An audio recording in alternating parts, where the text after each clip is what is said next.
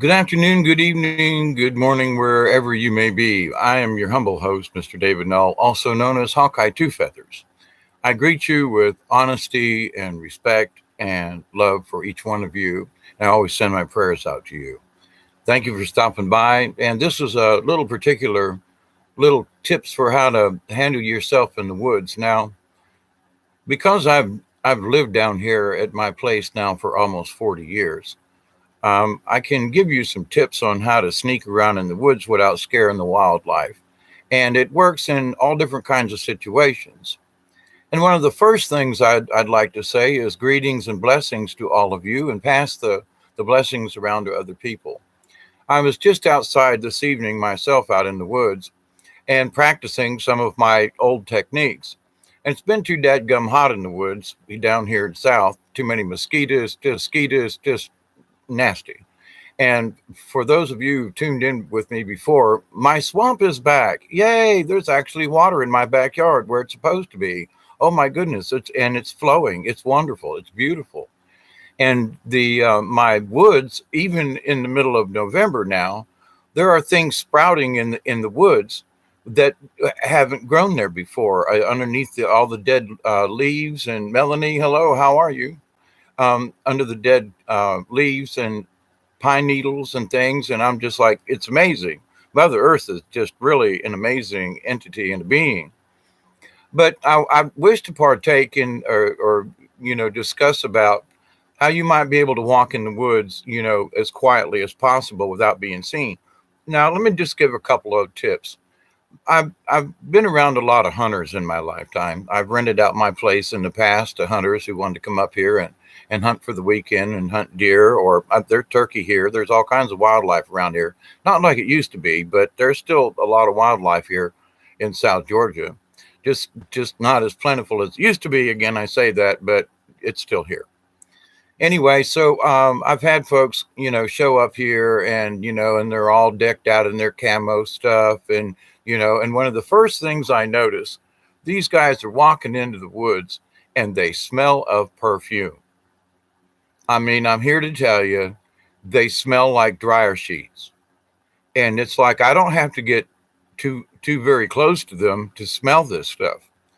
And I look at them and go, "What's wrong with you people?" Well, my wife, washed my camos last night, so I'd have them fresh and dry and warm to put on this morning.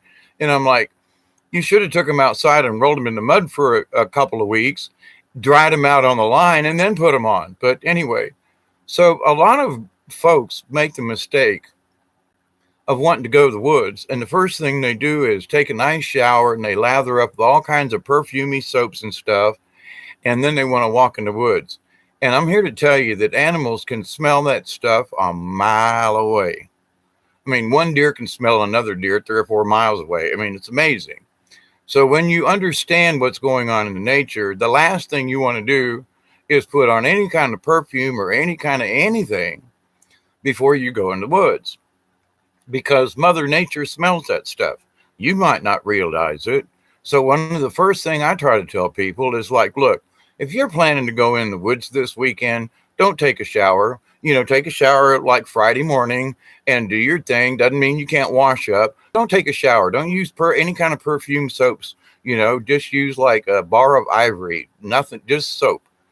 And don't put on wear a shirt that's a week old, that you sweated in, because one of the things, you will blend in more when you smell like musk. I know it sounds creepy and weird and yeah.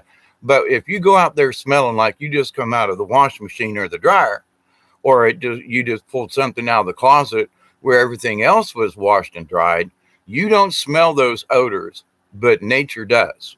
All the critters, everything. So my first thing for you is just be aware of that. Am I telling you to go throw your clothes in mud pile? Well, it depends on how well you want to blend in, because sometimes that's exactly what you want to do. And I know that sounds, like way out there, but how much do you really want to blend in? So I see somebody there down here in South Georgia. There are a lot of plantations that rent out hunting spaces and so forth. And I see these people come in and out all the time.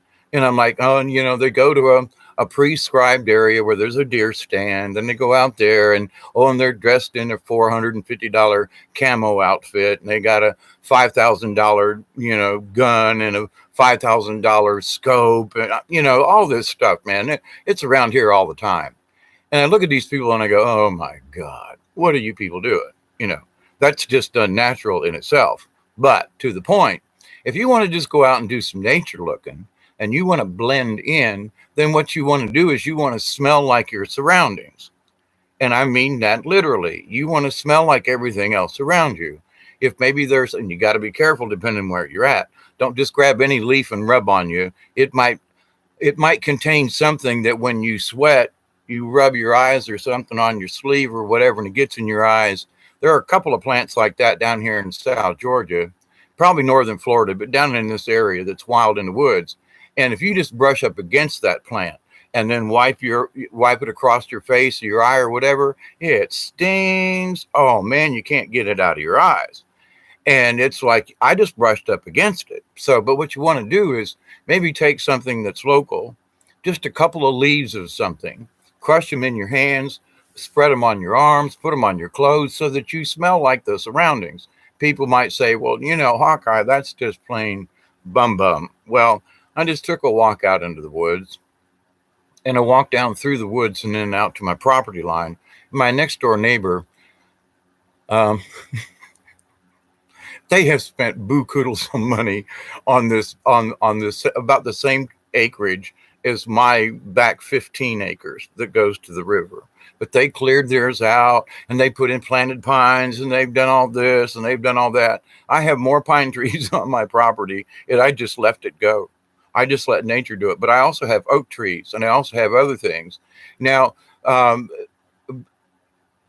took forestry and a forestry course back in the early 70s. So I've known about silviculture and about how to raise a forest. And one of the most interesting things that I've found, it with just a little bit of help, Mother Nature does a really good job. Now, there are some types of plants that have gotten a little outrageous and they've taken over. There's a privet hedge down here. I understand that it's in a lot of places now, but it's like, man, them things, you can't stop them things from growing. I pull them up, I burn them, I cut them. I spend more time pulling up privet hedges trying to take over my place. And now that the cool weather is here, I'm back at it again. But let me get back to the woods thing. Now, I've got a standard, I guess this is a tree kind of camouflage. That's what I was walking in today down there. And one of the things that you want to do is, first off, is you walk to the edge of wherever forest you're walking, and you want to just stand there. And you want to just stand for a minute or two and just listen and take in what's there, because you have to leave everything else behind you. So awareness in the woods is number one for being quiet, because when you start becoming aware of your surroundings, you can look down and you can see twigs and limbs and things where if you're not paying attention, you're going to step on them and you're going to crash and you're going to stumble and you're going to make a lot of noise. What you do first is you look down, what path am I going to choose for the next 10 steps? And you don't plan on where you might say you want to go over there, but you only plan the next 5 or 10 steps. And here's the reason, because in the woods, and I've studied nature for a long time, all my life really, but you know what, a deer will take a few steps and then stop. Take a few steps, stop. They don't just keep walking. No animal just keeps walking. A coyote, a fox, bobcats, all of these things, raccoons. Now, a raccoon might be the only one, and a possum, because they've got like a little trail through the woods. Now, if a possum or a coon gets on one of these little animal trails, now they might not stop. They just might haul butt for a while, but they'll stop every once in a while because the noise of their own walking in their own surroundings, they have to stop every once in a while and listen. And so what you need to do as a human being is you need to act like the animals, because if you take a few steps, not more than 10, take 10 steps or less, and you should plan about 10 steps. It's like, I'm going to go walk over here and I see a limb, and you scope out your area and then you walk that. And you say, well, Dave, what difference does that matter? Well, because everything reacts to motion. Now, do you need to wear camouflage? And I say this, not necessarily. Now, I just happen to have some long johns and it's cold down here and wet, and they happen to be those tree type camouflage. I've got other types of camouflage, and I have some just overalls. The point is, where are you going? What do you want to look like? Now, here's two simple things you can think of. Black is a color that has no color. Black fits in anywhere. Now, you say, well, what do you mean? But in camouflage, what makes camouflage really good? It's the dark colors. And if you look in nature, like down here, there are a lot of palmetto bushes. It's the space between the palmetto bushes that is like black. There's nothing really there. It's just space, and there's no light in there. And so when you wear a dark color, dark brown, dark green, black, you fit in, okay? So you may not have camouflage, but if you choose just the right, a dark pair of blue jeans, don't pick something lots of color. Never go in the woods in your shorts. That's stupid. Always wear socks and now shoes. Know your terrain. Now, I know people who like to wear hiking boots and all that other kind of thing, but hiking boots aren't necessarily the quietest thing. So if you're going to go hiking, okay. But if you're going to go in the woods and you want to be stealthy, then you need to just find a really nice, decent pair of tennis shoes. No special thing. Just go down to Walmart and find a pair that fits for $15. And because if they get wet or they get trashed, you haven't lost anything. But at the same time, they need to be really comfortable. You need to have them so that you don't slip on wet things if you happen to be walking in damp areas. And that they need to be of a neutral color. Now, I would buy a pair of sneakers, depending on what was ever on sale, and just bring them home and take some black paint and just paint over the white stuff, And like, what? Well, because my intention is to use them in the woods. They're going to be muddy. They're going to be, but I just want to take the shine off of them right away. And believe it or not, spray paint will seal the cloth on them, and they won't leak as bad. Just FYI. And it doesn't take a whole can, but it helps to seal the fabric, and the fabric will last longer. It's a really strange kind of sealant, but it works. But to the point though, you want to be comfortable in something where you can tiptoe. And in a big old pair of hiking boots that you just can't tiptoe. I don't care how good you are, you can't tiptoe in them. And you want to be able to walk on the balls of on your feet sometimes. And a lot of people will. Normal walking is walking with your heel and then the front of your foot. So your heel is always the first impression. Native Americans taught me that you walk with your toe first and then your heel. Toe, heel, versus heel, toe. And so that you can choose to be quiet before you put your full weight down on your heel. So there's a difference in how people walk, natives. And they will tiptoe literally through the woods. But you pick a spot and where you're going. Now, if you're trying to get somewhere in a hurry, this is different. But I'm talking about if you're trying to do, like me, I like to go down in nature and take pictures and so forth, and watch the sunset in the trees and so forth, and see what kind of wildlife is there. And my point to this is, as I walked silently and became a part of the nature, I started seeing squirrels. Couldn't see them at first, but I'd take a few steps and I'd stop and pause and just look around. Sudden movement, bad idea. Slow, nice. If a mosquito comes away, don't go like this. You'll scare all kinds of stuff in the woods because it's a flash. It's a flash. Your hand is white, or most of us, whatever the color is, it doesn't matter. It's the flash of light from whatever color your skin may be. Okay. Even if you've got a glove on, it's the movement. And animals pick up on that, like motion detectors for outside security lights. It's weird like that. But to the point though, so you want to move slowly and flick off the mosquito. Keep your face down. You don't have to be so still, but you have to move very cautiously and very slowly. And you think about what you're doing. So the next thing is, okay, so now I'm on the edge of the woods. Now, I recommend that everyone always take a walking stick. I don't care where you're going, always take it. And here's the reason: it's because you can put it out in front of you and test the ground, and you can put weight on it so that when you make your next step, you're taking a lighter step than you normally would when you're not spreading your weight onto like a walking stick. Walking sticks have a lot more purposes than just balance or whatever like that. They're good in case a snake comes along or some other kind of critter, something that fits good in your hand, and you can switch hands. But it also helps with your walking and for most of us stability. And if you're walking in any type of terrain that's rocky or whatever, by all means, you should have a walking stick, and you should have one that won't break. You need to put your weight into it, because if any time you need to put that stick in somewhere and push yourself off or get yourself out of a jam, and I'm here to tell you, walking sticks have saved my life several times. And just don't be stupid. But the other thing is, it's much more than that. You can use the walking stick to like move a leaf in front of you, or move a limb out of your path so that you can walk without making any noise. A lot of ways and things that a walking stick is. Also, if you do any camera shooting, the walking stick can also be used as a single point um,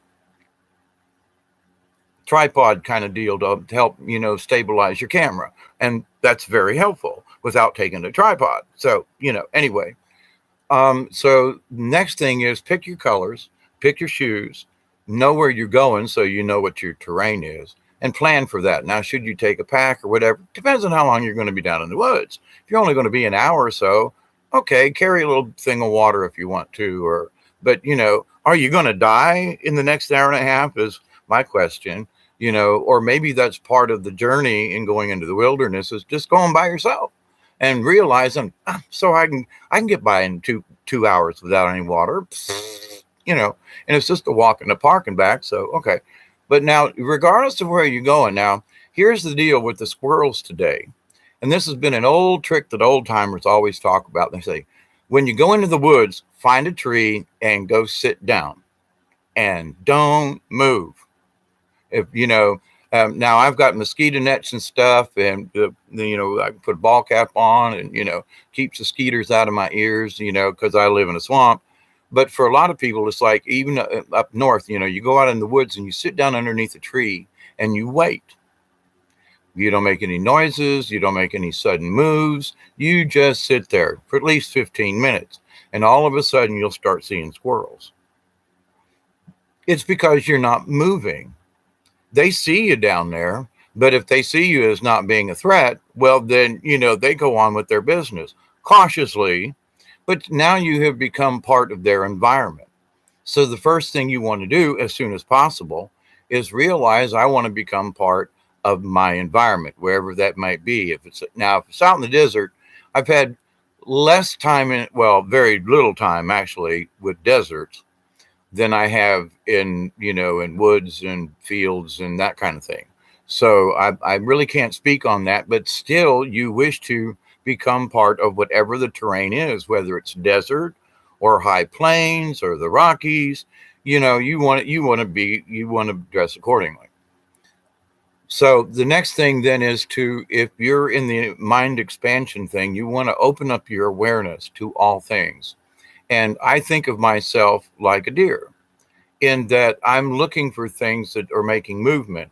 So as I'm walking down my property line, and my neighbor's property's been mowed and it's real clear cut and burned twice a year and all this other stuff, and there's more stuff on my property, and I just let Mother Nature do it. But to the point though, I stopped, and my spirit said, there's something over there. And I was like, okay, but it was my awareness of the woods that allowed me to stop, because somehow my eye or something caught something, but my rest of my brain was, looking at everything else. So I stopped and said, okay, what was it? And I noticed out of the corner of my left eye in this direction, I saw something about 100 yards away, good ways, at the bottom of a pond on my neighbor's property. And I saw something move. Next thing I know, I thought they were turkeys, because we have a lot of turkey down here. thought they were walking from around the pond towards me and into the field, because a lot of times they'll walk the property line where I was standing. And so I looked and I kept watch. And then I noticed, no, they weren't turkeys, they're geese. Now, there's been a gaggle of geese around here, and I've wondered where they come from. And sometimes they're squawking, and well, they're living on the bottom side of this, my neighbor's pond. And I thought they had taken up there, but I never saw any. I never saw any movement. That's because they're on the back side of the pond on the other side of the property for me. So unless I go down in the woods and look back, I don't see all these geese. Well, but they never did see me.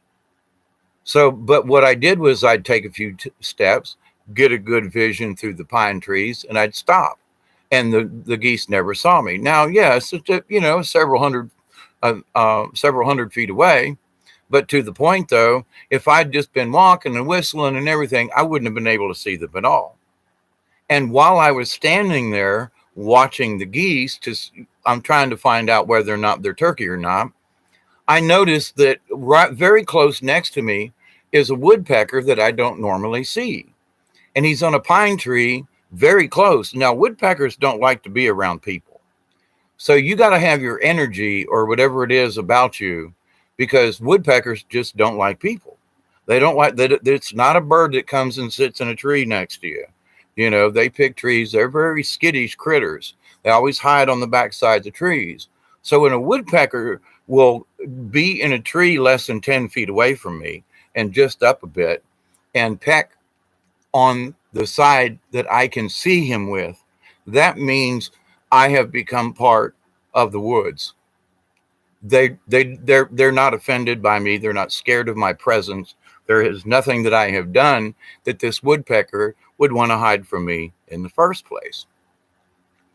Now, I've taken a lot of practice with making sure that my energies are in the good vibrations. And when I walk into the woods, I always say my silent prayers, and I'm always walking with respect and dignity to the woods and the trees around, and always to the animals. But the thing is, I saw more squirrels in 10 minutes than I've seen in 6 months, because I haven't really stopped to pay attention.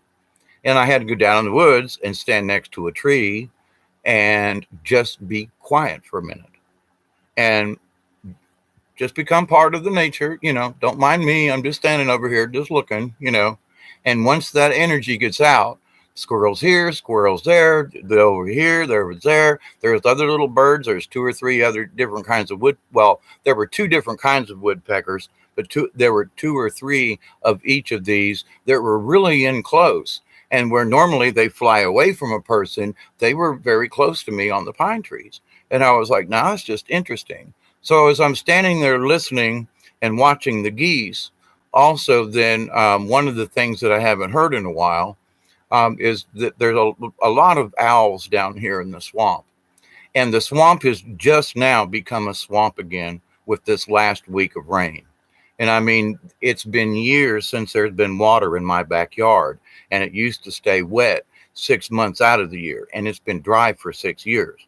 Think about that. I finally have water in my backyard. Yippee. But the owls at about, I checked the time, it was right about 4:20. And every single day that I've gone down in the woods, almost at the same time, all of the owls along the river get together, and one will start, and they're huge barred owls. These things are huge. Whoo, whoo, whoo, whoo. And then they'll start arguing with one another, and you'll hear one up the river, and you'll hear one down the river. And now there's 5 of them in this chorus of almost like an argument, and 3 of them are very close by on my property, just further down on the river. And I was like, man, it was so great to hear the owls. And then, I saw more geese come around. And then I saw over here, it was too far off, but I think it seemed pretty much like it was a deer on the far edge of the property line on the other gentleman's property. And it was just sticking his head cut out, because it's about that time of day, and to where they'll come out in the open from the trees and do browsing. And, there are a lot of acorns down right now. So my property and other woods around here that still have a lot of oak trees, My property is more prime because they're on my property eating the acorns, so are the squirrels. So we've got a good season this year with the acorns. That's good. So, the turkey and the deer and the squirrels, they've all got some good food now. And I supplement it with deer corn over the winter, but that's so I can keep the the turkeys on my property because I don't shoot them. But anyway, that's sad of me, I guess. I lure them to my place so they won't get shot by the neighbors. There's one place on the other side of the river from me that's like 600 acres, and it's a preserve. There are deer stands all over. They feed the deer with these spreaders. They got deer cams.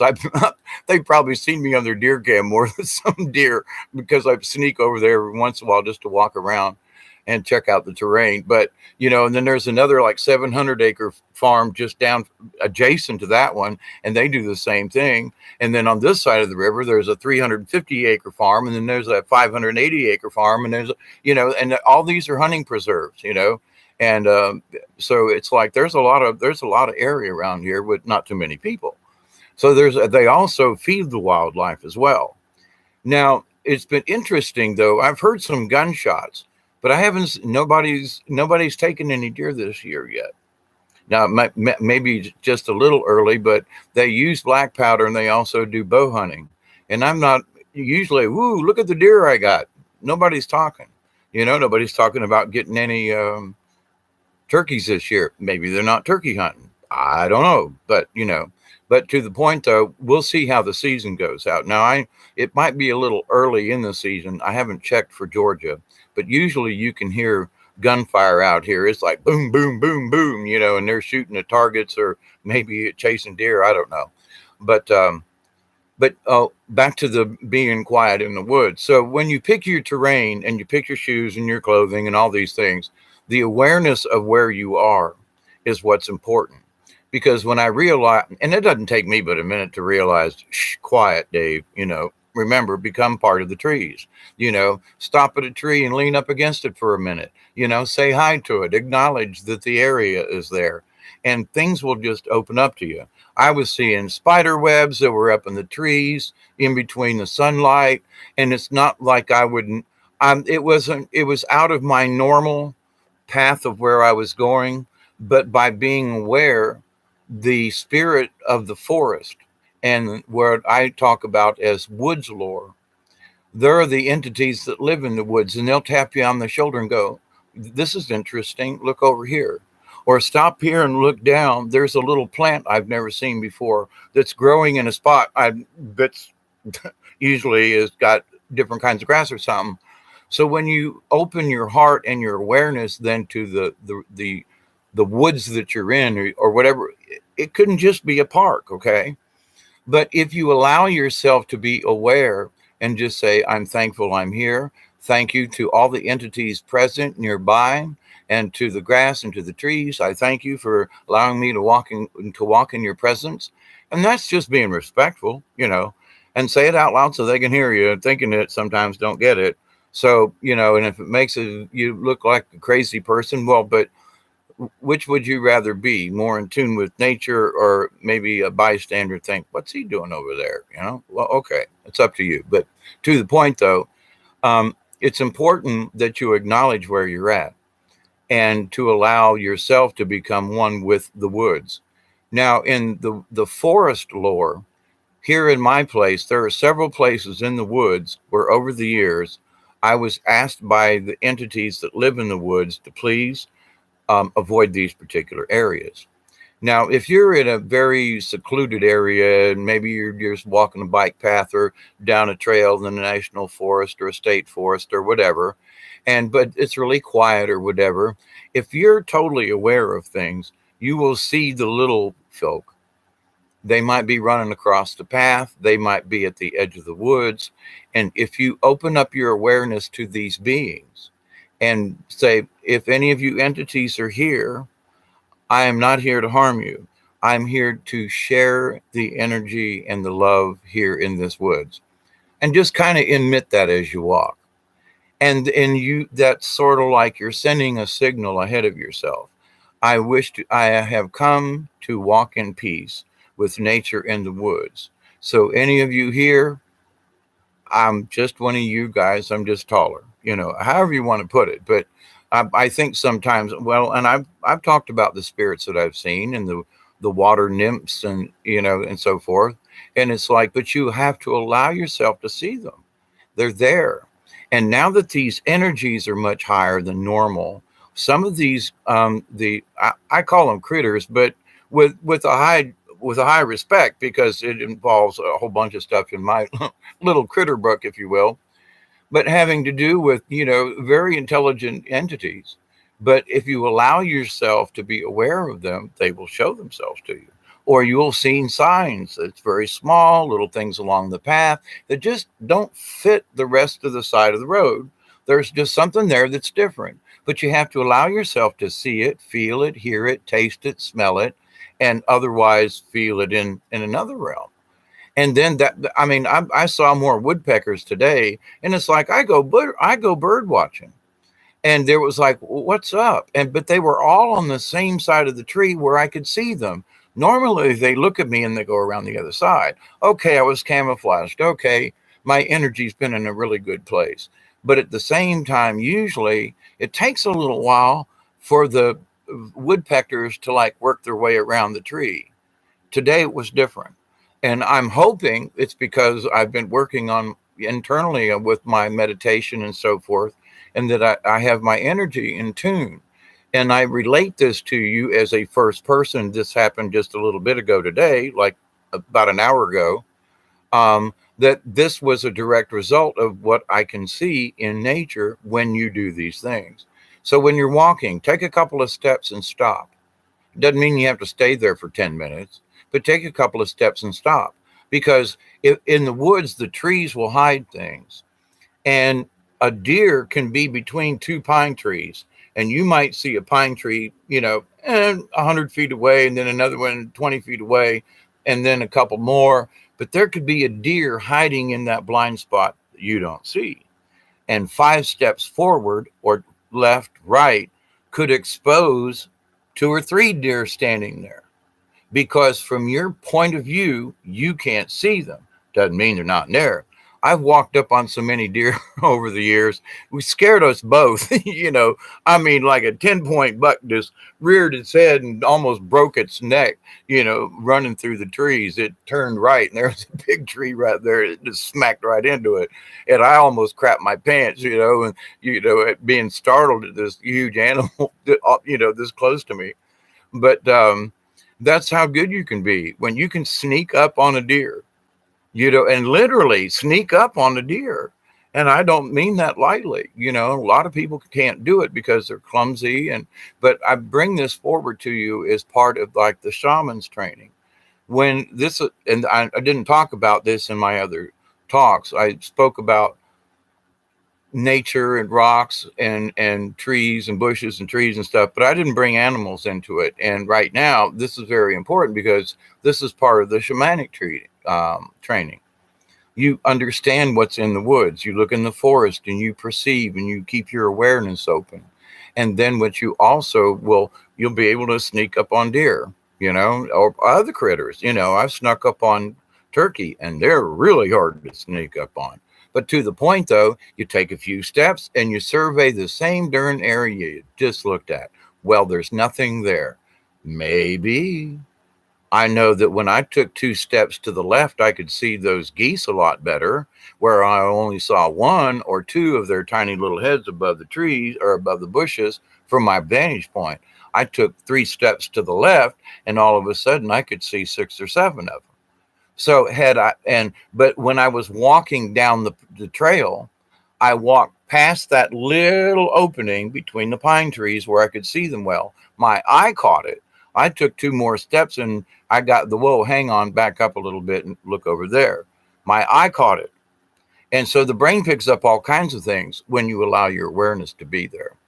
With the folklore of the woods, many Native Americans say, if you say a prayer before you walk into the woods, if you say a blessing and put a blessing upon your moccasins or upon your shoes, if you say a quiet song, as you will, that I wish to walk silently when I walk into the woods. I wish to walk with the woods and not in them. I wish to walk with the woods. I wish to walk with nature rather than walk through it or around it or whatever. Include it, and that's part of the lore. Now, one could say, well, what's that got to do with it? Well, I'm trying to explain to you that there has a lot to do with it.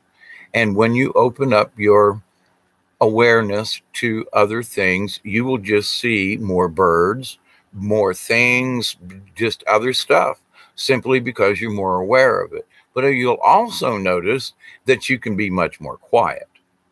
That's the big thing. Walk where you step. Maybe you can take two small little baby steps and then one bigger step and go over a limb and not make any noise. The only noise you hear is your feet on the grass. And if you keep that very softly, and if you step down with the ball of your foot and then your heel versus heel and then toe, there's a lot of things that you can avoid. And, it takes practice, but it definitely works. And if you want to take pictures in the woods and you just want to go hide yourself, just wear clothes that match where you're going. Don't wear anything loud. Always wear a long sleeve, even in the summertime. It's just good business because you can brush up against something and all you need is a scratch that might get infected or something. If you're wearing a long sleeve shirt and long pants always with socks and at least a decent pair of tennis shoes, don't have to be no, $500 pair of shoes. No, find a cheap pair of shoes that you don't mind throwing away, because that's, if you're going to go woodsing, then you need a pair of wood shoes that are comfortable, that can get wet, and anyway, but to the point though, especially if you want to be quiet. Now, I used to have a pair of moccasins, but they finally wore out. And you really got to practice with moccasins because it's just you and the leather, basically. Well, and I always wear socks because of my ankles and things and sticks and stuff that'll rip your ankles to shreds and your calves. So, you should protect yourself. Be smart about it. Don't just think, well, I'm going out here and ain't nothing to, there's certain grasses that you can be allergic to. And now with all the things that are thrown out of the chemtrails, that are landing on the earth, that are landing on the plants, that are doing, things are changing. So you don't want to get a scratch on you and some freaking nanoparticulate that's, come out of a chemtrail get in your skin. I mean, just saying, but there's all other kinds of things that, because we don't get around them a lot, they can make us itch. They can give us dermatitis. They could very well be straight poisonous to us. And so we need to be careful around that. I mean, I've been in the mountains where there's mostly rock, and all you do is get, wearing a pair of shorts and you get your leg nicked. And 2 days later, the thing's festered up and you tried to clean it and something got into it. Whatever it was, it got into it. And now your leg's sore and you can't walk. If I'd been wearing long pants, it would have scraped my jean. I may have had a bruise, but it wouldn't have broke the skin. Don't play, be respectful to yourself and to nature, but dress accordingly. But the folklore of the woods, now I've been in North Georgia and near the South, well, it would be the North Carolina area, up in the Chattahoochee National Forest. And I have for many years tried to remember exactly where this place was, but had been driving all day through the forest roads and stopping and hiking, and had picked a spot on the map I'd never been before, a camping area I'd never been before, but it's clearly marked on the USGS maps of North Georgia and the mountains up there, so forth, the forest, Chattahoochee National Forest. There you go, Dave. So I got to this place and we were setting up camp, and where we wanted to camp, there was a whole bunch of folks in there. And so, but there were 2 or 3 little campsites off to the selves down the sort of up what used to be a logging trail. And there was just a couple of little sites there up above this creek, plenty big enough for me, So pitched the tent, and I mean, it's getting dark, but it's late in the summer, and the weather is cool in the evenings. About, it was almost early fall actually, but I'm up there and setting up the tent, getting everything, little campfire, and all that. And I look over to the mountainside, which was almost straight up in front of us, maybe 50 feet away from where the front of the tent was. And at about 9 or 10 o'clock that night, went out to relieve myself and get another little armful of wood for the fire, before we turn in. And the side of the mountain is glowing. And I'm like, Now, I've been up there many times, and I've been in many places in the Chattahoochee and North Carolina, South Carolina, Tennessee area, a lot of places. I mean, I've been inside mines that they dug in the old days that people don't know about. I've been some places, just saying. I'm not bragging. It's that when I say I've been in some strange places, I really have. But it's been the adventure of it all. I've always been an adventurer. So, but anyway, what good is an adventure if everybody else has been to the same location? That to me is not an adventure. Let's pick a spot very few people go to. That's my adventure. But so, but anyway, in looking at this stuff, a friend of mine who was with me on the trip, we were looking at the mountain, and there was these little, very light shaded kind of fairy things, and they were floating around. And you'd go to try to touch one, and it would just kind of float off. There wasn't any like wing flaps or anything like this.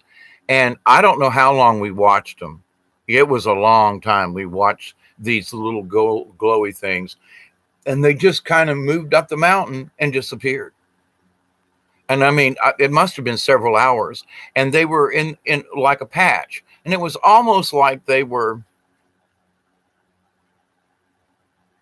picking something or looking for something or foraging, maybe, and that they were like in this little group, because one would fly off over here and venture out away from the mountain. They never came out into the middle of the road that was like right there. There was the old gravel road and a ditch, and then a little short space, and then the mountain that went up, not quite straight up, but a steep angle. Couldn't climb it. It was that steep and slippery. So, but these things just started to appear. So, had I not been aware of other things, because they glowed very faintly, you had to get up close, but it was like they were real. And then another person came up from across the bridge and saw us standing out there talking about what these things were, and they came up and went, "Oh wow!" And it was interesting that when this other person had came up, they were smoking a cigarette, and these entities had a tendency to move away from him as he walked closer towards us. Also, we'd been sitting there and meditating. We were very quiet, and this person coming up was real boisterous and energy difference. Hey, what you all doing? That kind of attitude.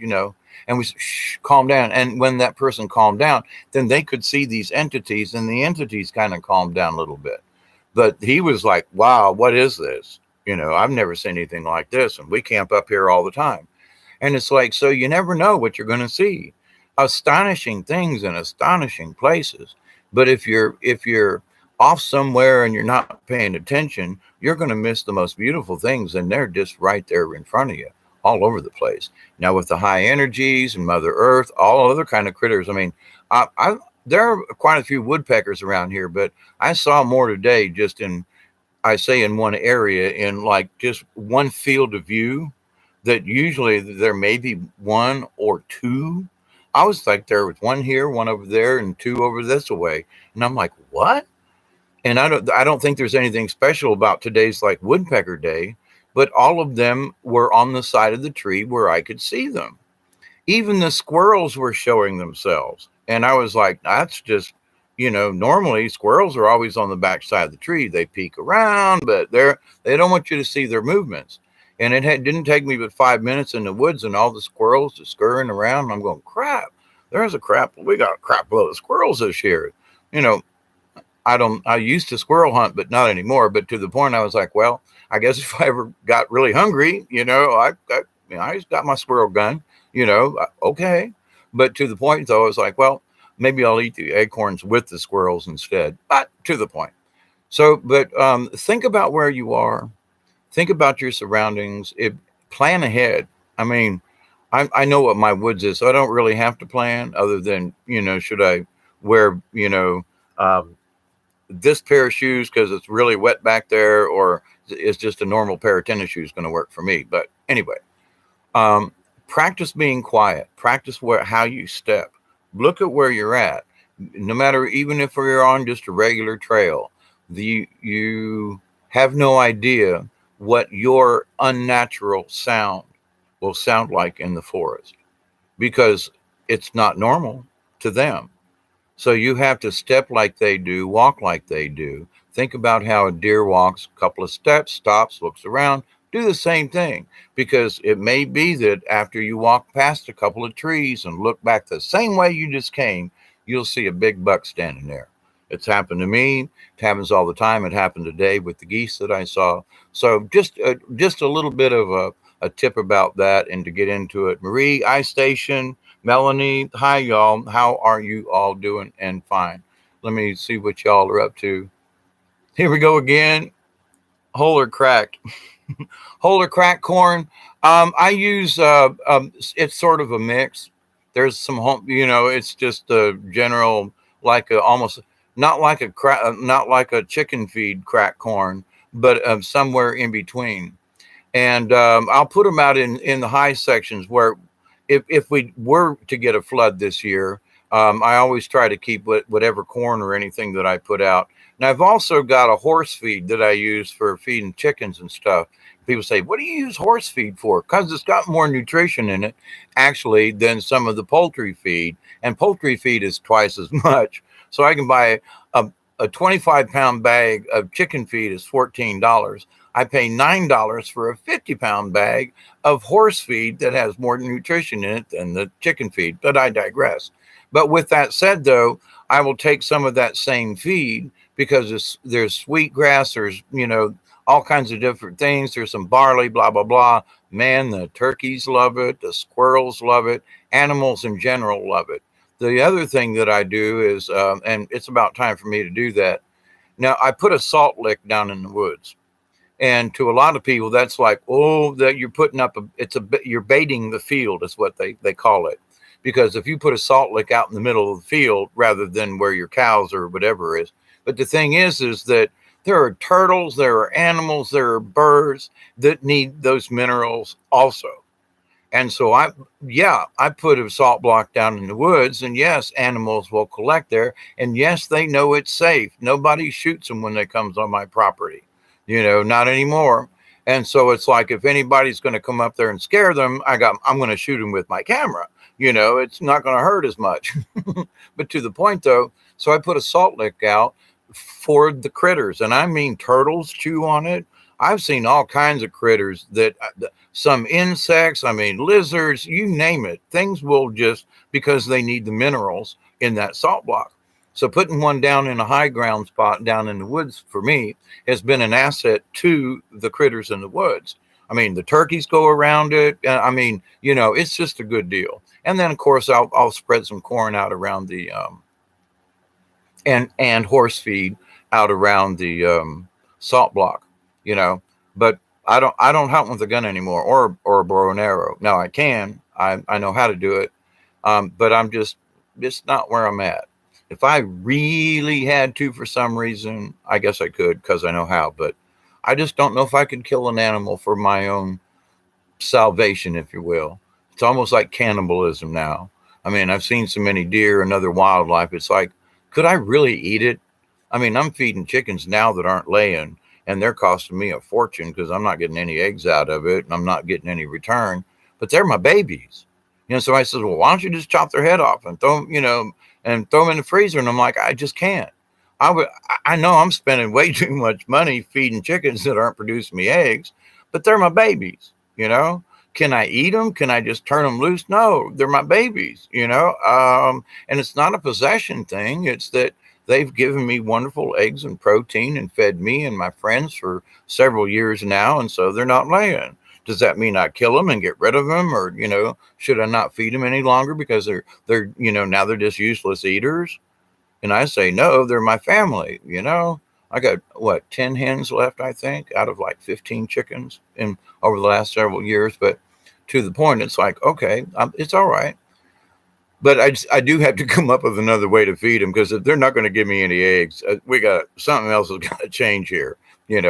And that's me getting back in the garden and finishing the fence so I can turn them out into the garden and let them scratch the garden to death for the next month while I get my winter garden started. But, actually I'm past due with the winter garden. Now that the rain has passed, I'm going to be working on, I've already got my little tiller started and gassed up and ready to go. And I've got my greens to plant. Down here in South Georgia, now's the time to plant collard greens, turnips, spinach, mustards, broccoli, kale, anything in the green lettuce. Now's the time down here for us because it rarely gets into the teens, and a little bit of light frost usually makes the. In fact, a light frost on collard greens is the greens ain't any good until they get a light frost. If you're from the South, true South, I say. But it's easier to cover plants in the wintertime that are used to colder weathers than it is to try to even come close to growing them in the summertime down here because of bugs, another issue, yada yada. And it's easier to keep them, from having frost on them with some plastic. And I got 2 rolls of plastic I bought last year, and so it's like I'm ready to go.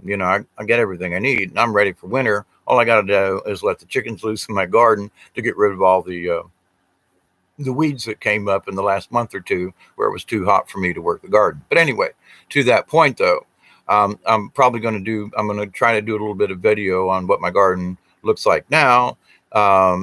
After the summer weeding is got in there, and I bought a little Roy Orbee thingy, and the damn thing works great. Now they ain't paying me for it, but I'll tell you what, if you want a little thingy to work as a thingy, blah blah blah, this little son of a gun is the gem. I bought a weed eater, a Roybee weed eater that you can disconnect the head and put something else on. And so I was like, okay, so once a month I have like $50 to $75 quote in my budget, something for the house or the garden or the truck or whatever it is. And I bought 2 months ago, I bought a head that is a tiller. And I've got a tiller, but it's too big for me to handle at my old age. But since I've worked the garden for so many years, I need something that's a little speedier than me just digging with a shovel, that and a hoe and stuff. That's not working for me anymore. So, but anyway, so the attachments and everything work just great. And I mean, in just a few minutes time, I can do a 10-foot row. I mean, this is like, and it's all tilled up. And I'm like, sweet. I can disconnect it and hook my weed eater thingy back to it, and I can go weed eat through the jungle if I want to. Sweet. So, multi-purpose, and it really works, and it's easy to handle, and oh my God, I'm very pleased. So maybe I've got about $200 invested in it, but a decent tiller costs $200, and I have 2 different attachments, and I can buy more and the next one's going to be a chainsaw that I can hook to the end of it.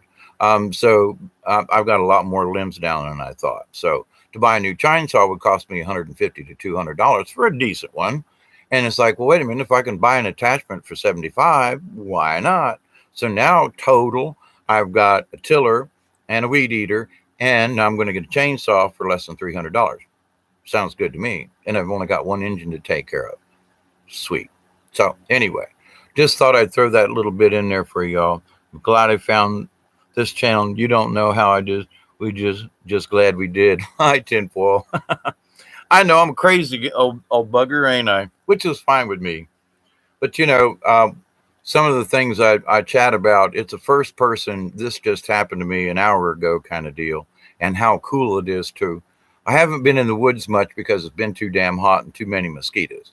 So now I get to go back in the woods and go, woo, woo, woo. And boy, the damage from the hurricane. Oy vey. Oh, the trees that are down. Oh, man, it really wreaked havoc back there in the woods. I'm telling you, 2-3 trees pulled up at one time, and limbs everywhere. I mean, just, oh my God, there's everywhere.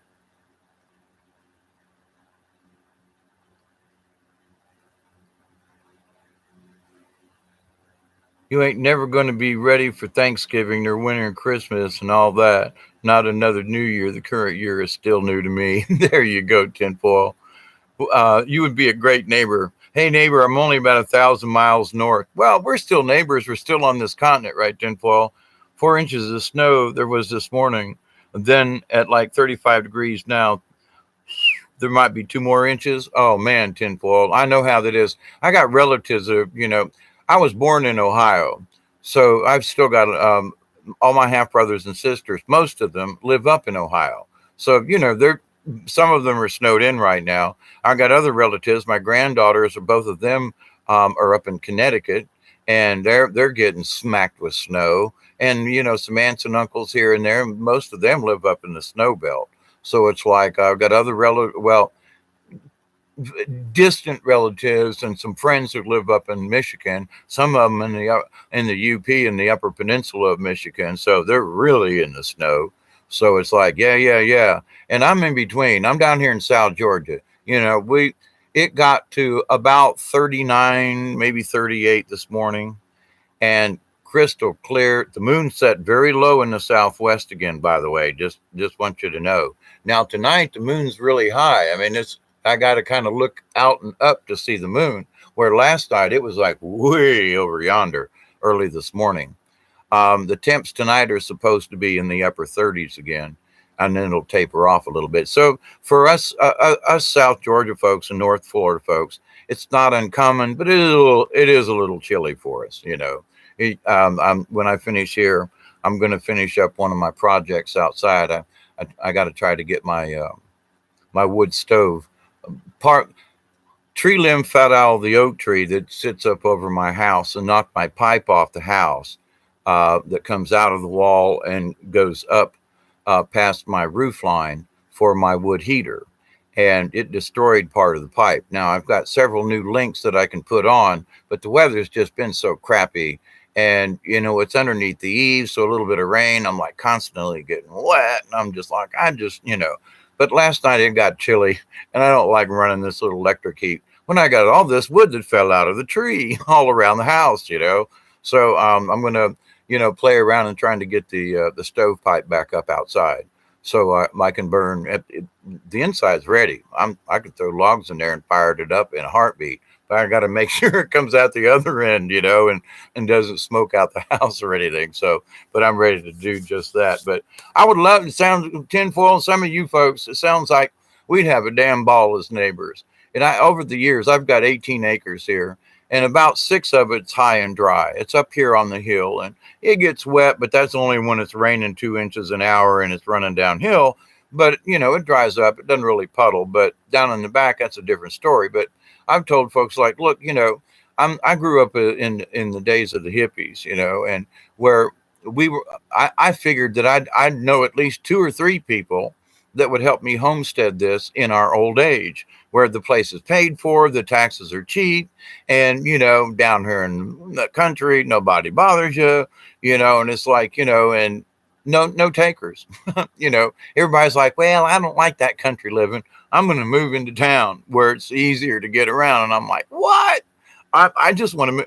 Well, I'm far enough away from town, but if I were some of these folks, I'd be like, hang on, you want to move closer to town? Well, yeah, I'm getting old. And I'm like, so gardening and going outside and being with nature, that's what keeps you young.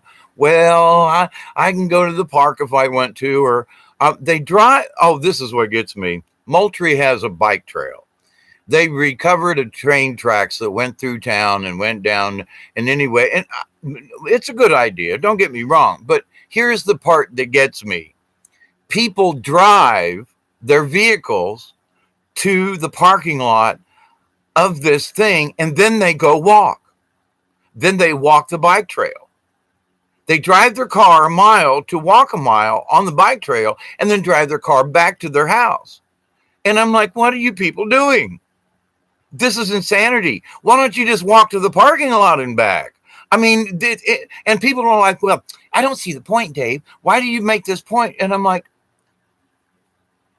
you just walked. You just drove past a mile and a half of sidewalk, already put in by the city, by the way, that's 20 years old, to go park your car and then walk on the bike path. Well, yeah, well, I like it. Yeah, but you had to drive there.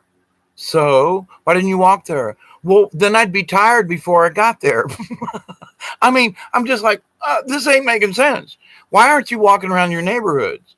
Why aren't you walking, why don't you walk into town and walk the square? Now, some people do that.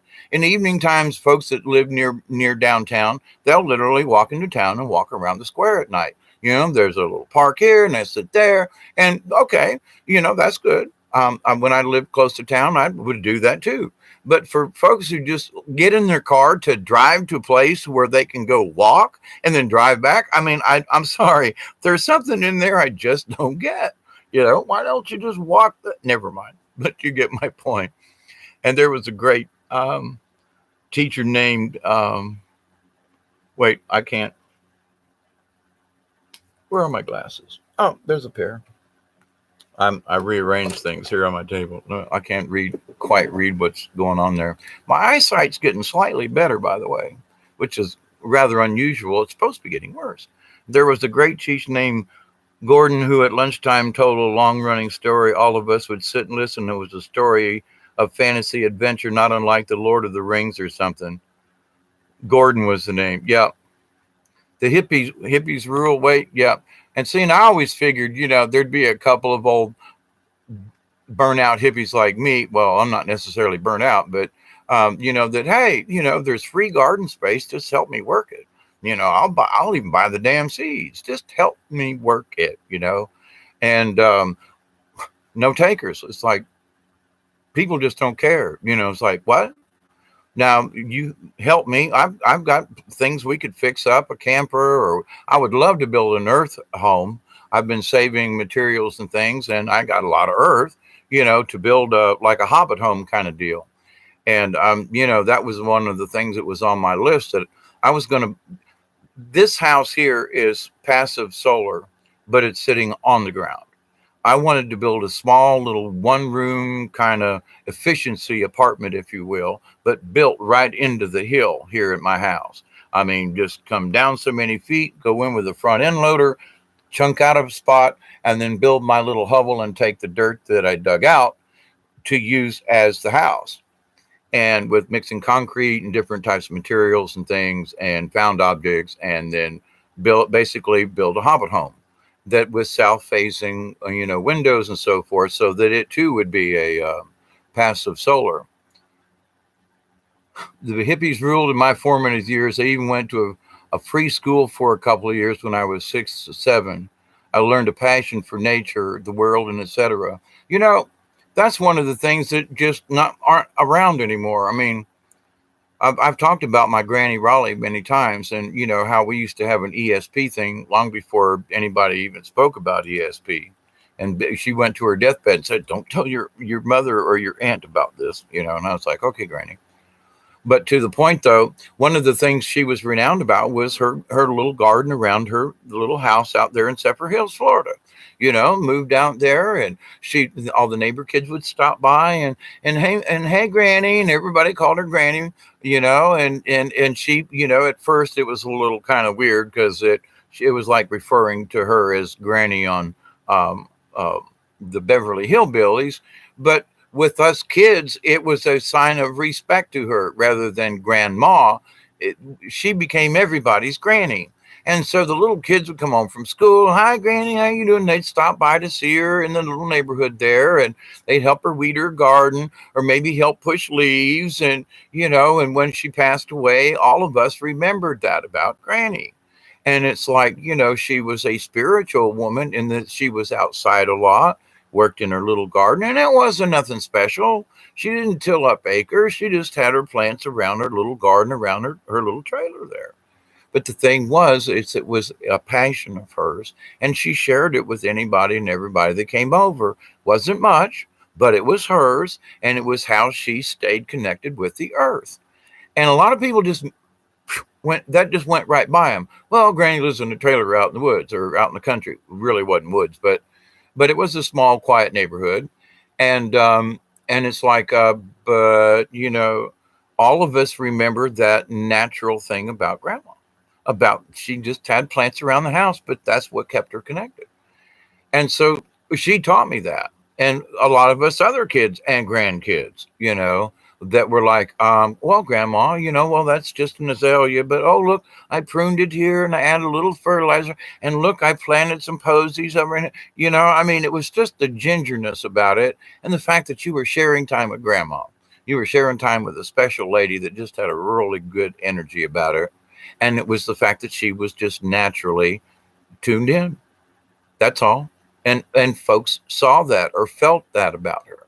And it's like, man, to be like grandma, you know, you want to be around me just because it feels good to just be near you, simply because she was tuned in.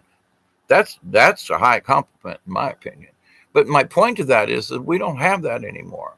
Folks as grandmas, some of the folks my age, they're cooped up in a house and they're watching a big tube, or they're on their Facebook all the time or something, and it's like, you're not telling any stories. You're not connecting with the outside. Where are you taking your grandkids?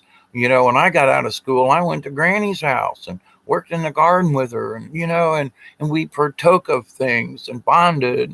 And that just doesn't happen anymore, or very rarely as it used to, because people have changed.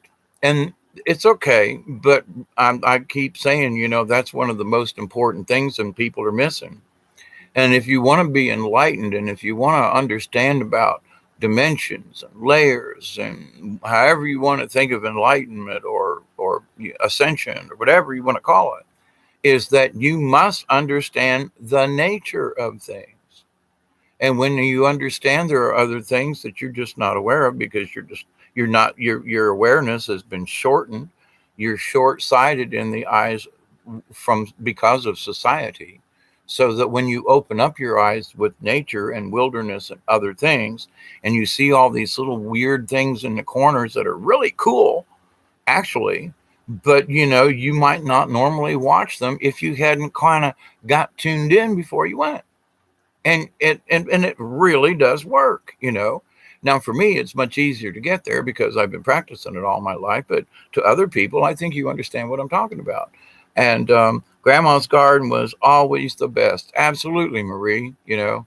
And I try to make Grandpa's garden, the best there is, but nobody gives a shit. But I enjoy it. And anytime I can, I try to share, the benefits. I've given heads of cabbage, or, greens way, carrots and fresh potatoes that I've grown here in the garden. So it's like, oh, speaking of potatoes, I got potatoes I got to get in the ground. Yep, winter crop. But to the point, though, it's like I've shared more sometimes than I've actually eaten out of the garden myself, because part of the reason that I planted the garden, and when I plant, I say I plant this for myself, but especially others who may be hungry in this world. So I ask Mother Earth to bless the seeds and to let them grow up tall and strong, and etc. I always put a prayer in there. And sometimes things are pretty lucky, but there's been so many weird stuff that has polluted our ground with radiations and chemtrails.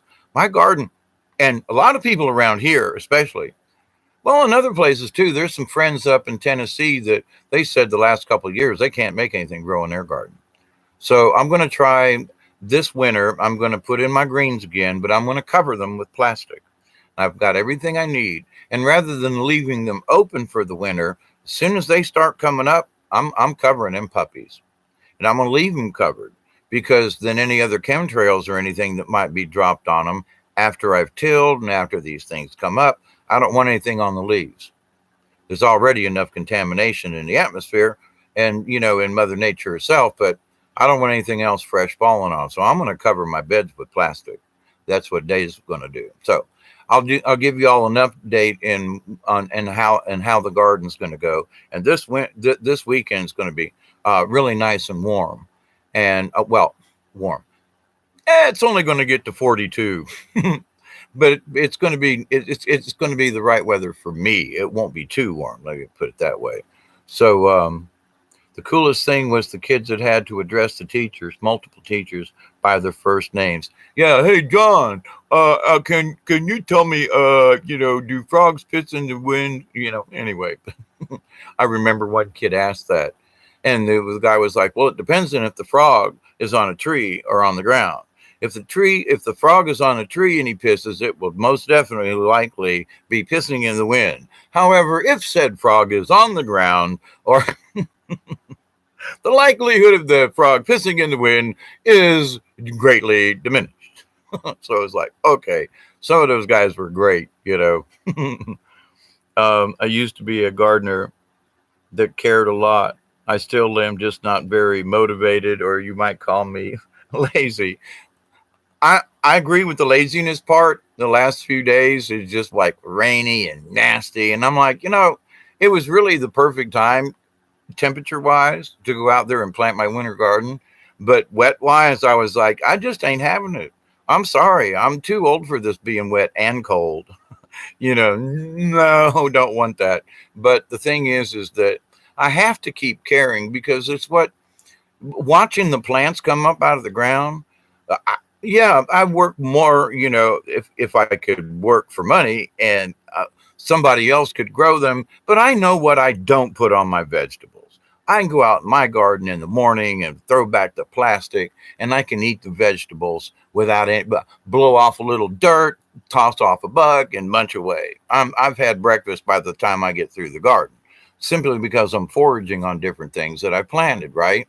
A couple of things of lettuce, a leaf or two here, a little sprig of garlic, nyang, nyang, nyang, okie dokie, some other things too. And it's like, and when you learn to eat that way, as many of the settlers and the Native Americans way back in the day, they used to forage their food. They didn't carry backpacks full of crap. They ate along the way. Literally, they knew what to munch on that would get them through. They knew which were high in vitamin C and which was, this was all traditions and things that we've lost and don't understand anymore. And of course, with all the poisons out of the sky, some of this stuff ain't fit to eat, but it's better than some other stuff, the GMO things. We've got to take a chance with something, right? But as long as we bless our food and ask, the Creator to watch over whatever we eat, and if we're aware of what we're doing, there's just so many higher plane of existence reality thingy that when you put into it, it's like a medicine woman who goes out and picks plants. She's singing to the plants. She wants the plants to sing back to her. She's asking creation to show her the right plants to pick because she wants to heal someone. She's sending out that vibration and the song comes back. And she goes and picks a leaf off of this one and she says, "Thank you very much that I may use this leaf to heal." She says, "Thank you" to the plant next to it and pulls a leaf and says, "Thank you. I will use this to heal someone." And there's just so much. So when you go out to eat in the garden and you forage and you know what you're eating, you can say, "I eat this piece of spinach and all of its energies I absorb for vitamins and to keep me strong." Yum, yum, yum, yum, yum. You'd be surprised. It really doesn't take a lot when you get the vegetables straight out of the ground. And like, I cover mine with plastic, so they're as healthy as they're going to get under the circumstances. You know what I'm saying? But to the point though, there's something about it. Just, where it come from. You grew it. You prayed over it. You asked Creator and the Mother Earth to work together to make this thing grow, and that you're blessed by whatever comes up and feeds you with. I mean, that cycle is so close and so powerful and so medicinally active for you that, oh my God, now tinfoil, I agree with you. I'm I got lazy over this summer, but my walk in the woods today and feeling this good, cold, fresh air down here. Yeah, it's going to be chilly, but it has, pulled me back from the brink, if you will, of, not wanting to go outside ever again. I don't want to go out there. It's crappy. No, I really do want to go out there. I got chores I want to do. This has just been too hot. But to the point though, my laziness is over. Number one, it gets a little chilly here in the house when the sun doesn't shine. So if I keep moving around a little more, keeps my arthritis from freezing up and it keeps me warmer. So, it works out all for the best. They better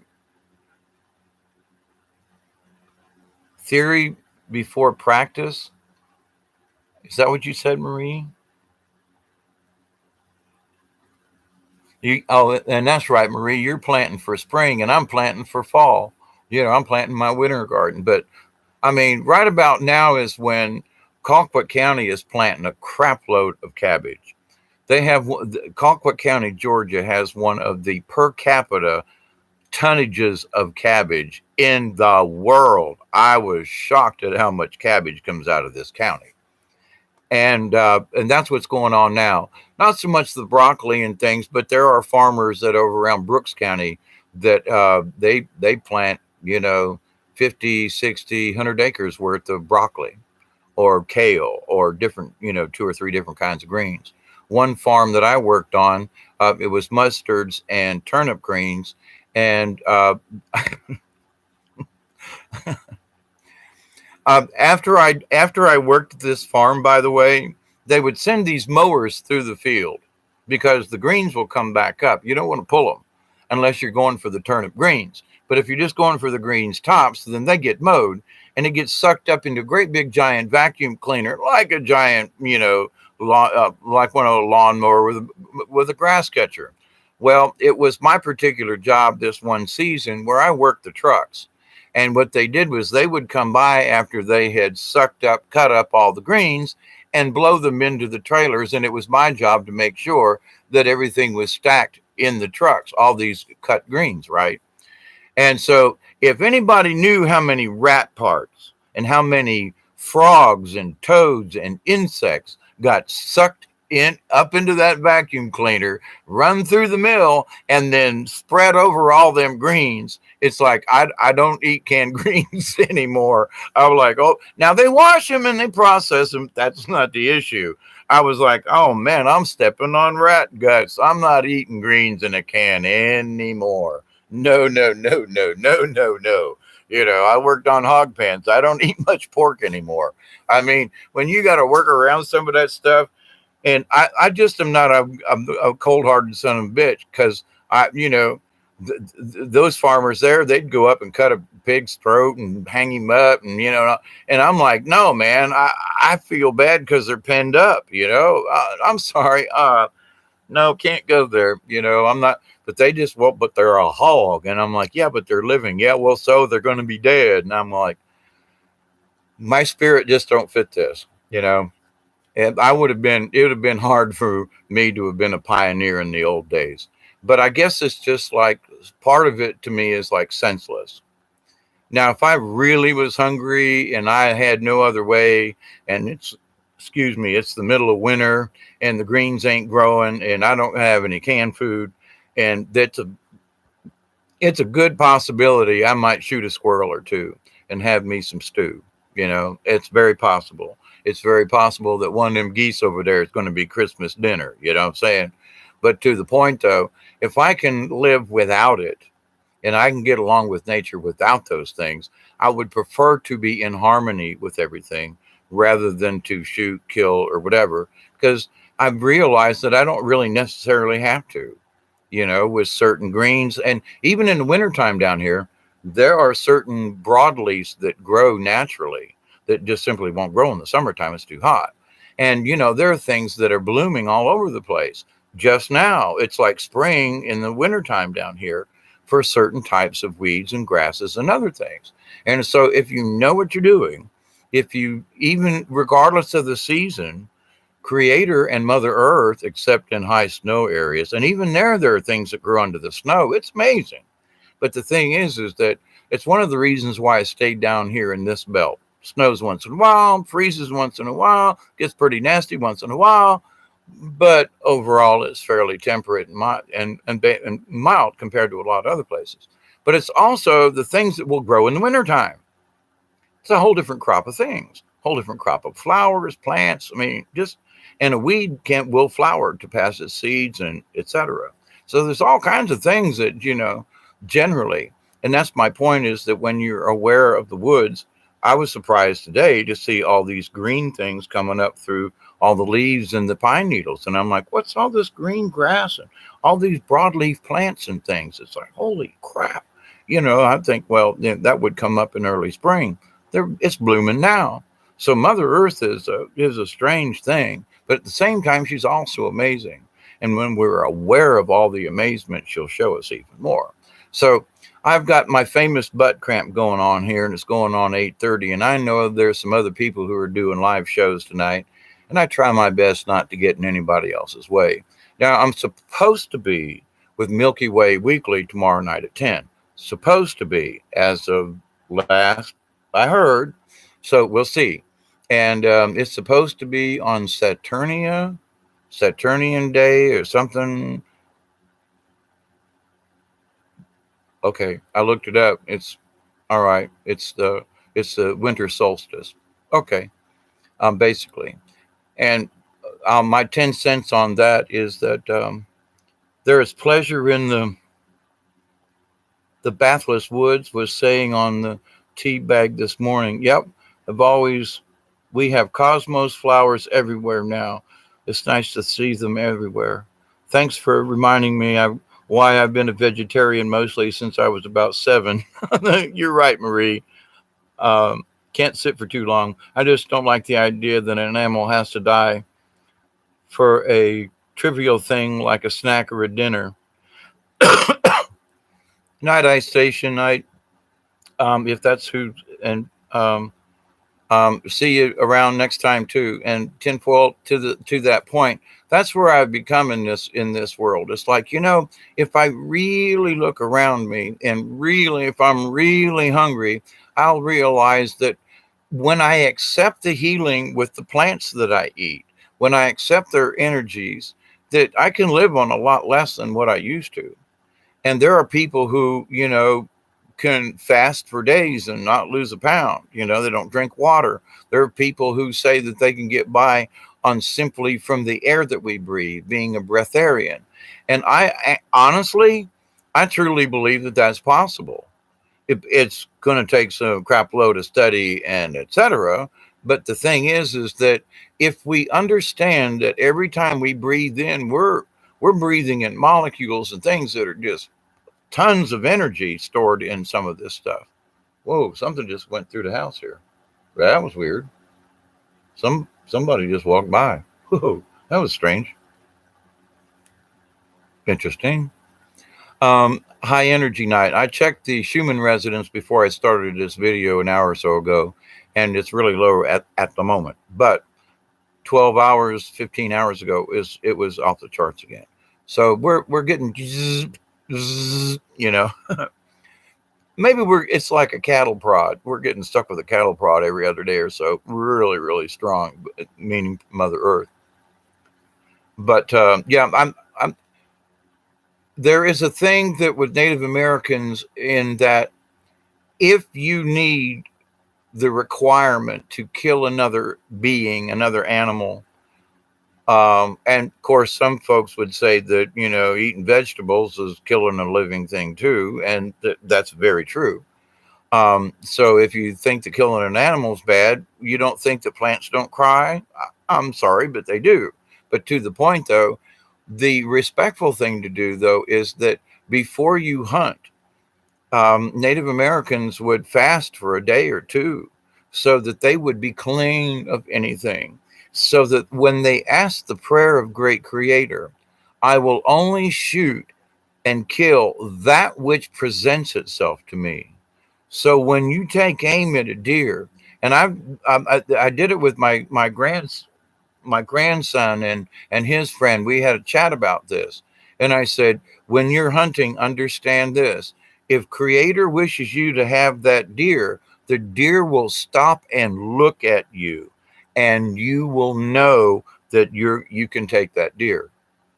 And I've had my grandson called me up and he goes, Pops, he goes, you were right. He said 2 or 3 deer went by and I could have took them. He said, but I was saying my Creator prayer, and he said I was kind of wondering whether I wanted to shoot any of them at all. But he said then one walked out there and I said, Creator, is this the one? And he said, through my scope, that deer looked, lifted its head and looked dead at me. And he goes, Pops, I swear it smiled and said it's okay to me. And I took the shot and he went down just like that. And he goes, I was amazed. And he goes, Pop, you were right. And I said, when you are respectful, when even at a distance you ask Creator, only show me that which needs to be taken, not just willy-nilly shoot any deer. When you have the respect, when you go that distance. So a Native American would always say, I'm not shooting that deer. It no. But Creator will put your hand on your shoulder and say, that's the one. And the deer will acknowledge it, or the critter or the animal or whatever. But if you got a snare or a trap or something like that, then you're not giving the critter any chance. Now, sometimes that may be the only way that you can survive in snowy conditions and so forth. But to the point, though, if you're taking any larger animal at all, The respect is that you say your prayer before you ever go hunting. You've already put it out there. And the reason you're going is to feed your family, not because you're getting a trophy. So, all of these things. But so in that essence, killing another being when it allows you to use it for sustenance, that put things in a whole nother ball game. I willingly give myself okie dokie, but treat me with respect. Okay, I wouldn't kill you otherwise. Okay, I feel bad about this. And the deer says, go ahead, I ain't going to stand here forever to either take your shot or shut up. And I just shut up. I don't take my shot anymore. But I still see the deer and they still look at me, you know, and I go, yeah, I just want to say hi to you. That's what I say to the deer. When they turn around and look dead at me and I'm hiding in the bushes and they really can't see me, but they know I'm there, I just say it in my head. I just nod up and then go, it's okay. I just wanted to say hi. But to other people, they're like, wow, that they haven't seen a deer. And it's like, because your energy, I think really, people wear perfumes and things. I started off with the beginning with this video with that, and I need to shut up. But my butt cramp is really cramping. But and people walk into the woods with all the smelly stuff on. They buy stuff to smell like deer. And I'm just telling you, don't take a shower for the day before you go. Don't put on any perfumes. Don't wear, run your stuff through a mud puddle and then hang dry it outside. Let it smell like the outside, let it smell like the woods. You don't want to smell like a perfumed idiot going out there. And people just don't understand that. But when I bring something up about that, they go, well, that's just stupid. Well, then how come you didn't see any deer? And I was sitting in the forest right next to you. I saw 6 of them walk by me. But, they're scared of you because they can smell the dryer sheets on you. Come on, guys. They can smell this stuff. They can smell the detergent on your clothes. They really can. You don't because you're used to it. They can smell it because it's unnatural to them. And they don't have to get very close. You walk by a couple of trees or leaves or whatever, you leave this nasty scent. And we don't think about it, because we don't smell it or see it, but the animals do. All of them do. But anyway, those are my tips. If you got a butt cramp, walk it out, which is what I'm fixing to do. Not just so much around here. Opening day was yesterday. I've thrown rocks at birds and never hit one, thank goodness, right? Most fun was hitting small rocks with a tennis racket. I could do that all day. I got a BB gun, and we hang pie pans in the trees down in the woods. And so the thing to like shoot at, it's like pretend it's a bird. And so one pie pan has a bird on it. And I mean, it's just silly, but you can hear, and you only gets one pump. So, and it's just a BB gun, but the idea of hearing it go ding when you hit it down in the woods, and you cock one and you shoot it from this angle, ting, you're not killing anything, but you're plunking around. And there's something about it. It's just like, it's kind of insane, but sometimes it just feels good. I don't know. As a kid growing up, Boy Scouts, we had, target practice with BB guns all the time and things. And it's like if you got to kill something, kill a can, if you got to kill something, kill an old pie pan, kill an old aluminum thingy or whatever. Be like a dog and roll in some dead animal. Not quite that, Marie, because that can drive other critters away, but almost. Basically, dirt works. You need to smell like the earth or whatever trees you go by. If you're in a pine forest, pull a couple of pine needles off. Maybe stick a few in your pocket or something, which helps to, camouflage you. And just spread a little bit of the pine sap on your clothes or around you or whatever, just so that you don't smell like a human that just walked out of a, you know what I mean. My dog loves rolling in dead things. Well, I understand, and I have had dogs that do the same thing, but to the point, though, that's a hard scent to get off you when you get that dead on you. Oh, my God. Oh. It's bringing back some really nasty regurgitation on my part. Woo, because some of the dead things really were dead. Whoa. But anyway, I love you all. Be safe.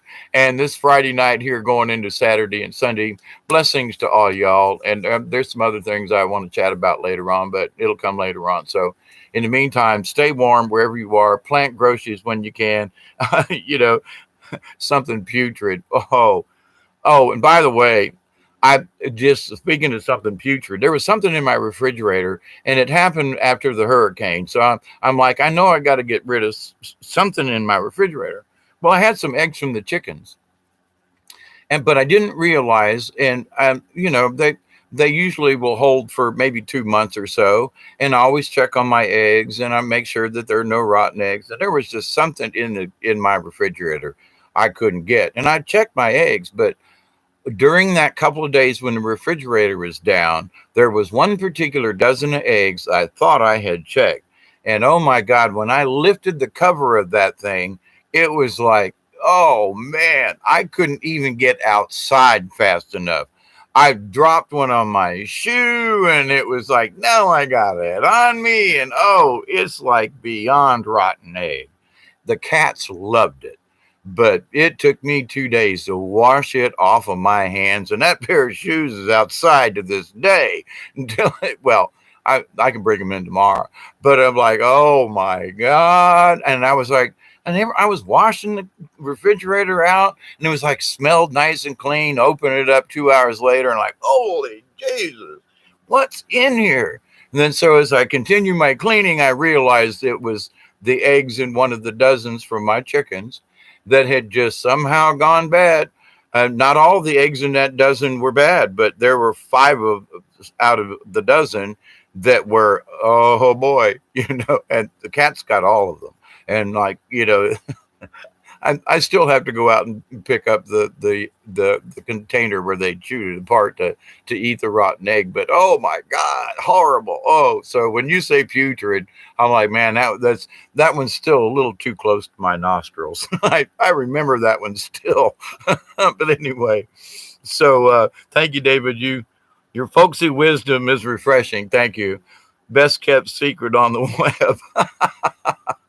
And I can't make up these stories. I could, but it wouldn't be near as fun as just telling you the damn truth, how things kind of sort of really are. Are you, hey, are you all at minds.com yet? Don't know what that is, tinfoil. At minds.com? Nope, don't know what that is. I'll have to check it out. Oh, by the way, if you're on later, remind me of that because I'm fixing to go do something. I can't go check that out yet. And I still do have some short-term memory issues. So do me a favor and say, hey, later on at any point in time, did you check out minds.com? Please, I ask you, Mr. Tinfoil, that would help me out. Because obviously it must be something, otherwise you wouldn't have brought it up, and I trust your judgment in that. So thank you. So butt cramp screaming at me right now. I gotta go, not pee, but this butt cramp. But anyway, so I leave you always with, I hope that you, your relatives, and all of your relations, and all of your friends, neighbors, and those of you who know and may not know, will accept and receive the healing from the source, from Creator, from the universe. I hope that each one of you will accept and receive the blessings from Creator and pass them along as I know you do. So continued blessings to every one of you. Be safe. I love you all for hanging out with me. I was just gonna, it was a really cool walk in the woods today. Thought it would be an interesting topic. So thank you for hanging out with me. God love you all. And till next time, butt cramps ahoy. I got to get out of this and